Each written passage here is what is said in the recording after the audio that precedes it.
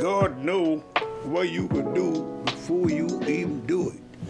But a lot of people say, you can't tell me nothing, I know. And the Bible says, you ain't know nothing. You know, today, in today's society, what's happening a lot more is I see there's a lot of separation. A lot of people within society today are really trying to take God out of the equation. You know, Yeah.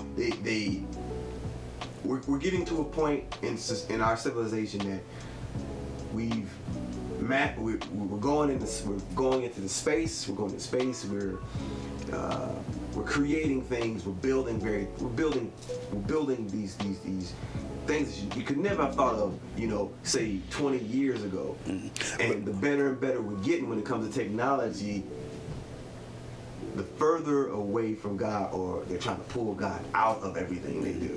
All right, you know what God said? The fool said in his heart, there is no God. It's Psalms 14:1. The fool said in his heart, there is no God. You see? And you got a lot of people on this earth don't believe in God. They do anything they want to do. But if you die out of Christ, your soul will be cast in a lake of fire. Jesus said, whosoever was not found written in the book of life, his soul will be cast in a lake of fire. Mm-hmm. You see? Because you ain't do what God say. You do everything what man say. What can man do? What could man do?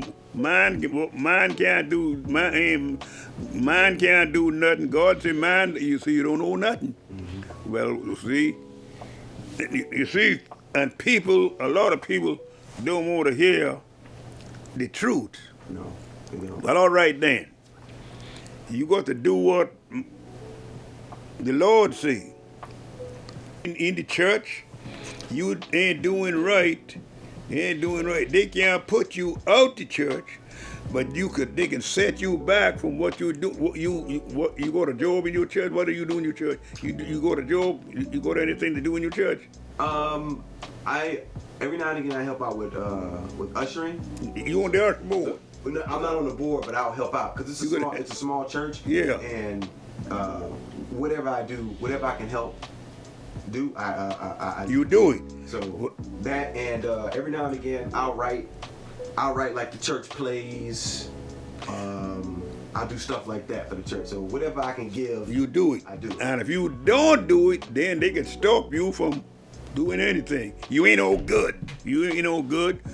But regardless of what people say about you and the church, you go into the church and do what God say, and go home. Mm-hmm. Listen to the truth. Because it don't matter what church don't matter where you go, somebody gonna say something bad about you, and somebody gonna say something good about you, but you listen to the word of God and go on home. Okay, I agree. There's nobody,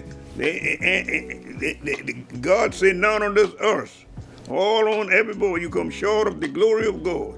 You do wrong, if you know it wrong, all right, if you know it wrong, and you gonna do it, you son. Because you do wrong, you know it wrong, and you gonna do it. You do what God say, all right? You come from, you live in New York, ain't it? You come from New York, ain't it? Yes. All right. I'm telling you like I tell everybody. You get on, and you get in your car to go back home. The first thing you do when you get in your car, put on that seat belt and talk to God. Mm-hmm. Ask God to take care of you on the dangerous highway. Help you to go back home in safe. Help you. You get back, before you get out the car, give God thanks for bringing me back home safe. I go out there and go right there to King Street, a little bit, about 6 miles from here. The first thing I do when I get in my pickup, I put on the seat belt. I talk to God, ask God to help me, to carry me and bring me back safe, and God will do it. You see, you do what God say, not what man say. You do what God say. God tell you to do this. Man tell you don't do that. Do what I say. You better know it. I would have to ask, because I'm gonna wrap this up. Again, I just want to thank you for doing this for me. This really means a lot. If there's anything that you'd like to say, a message, or anything that you'd like to pass along to end this, please. All right. Anything you want to hear?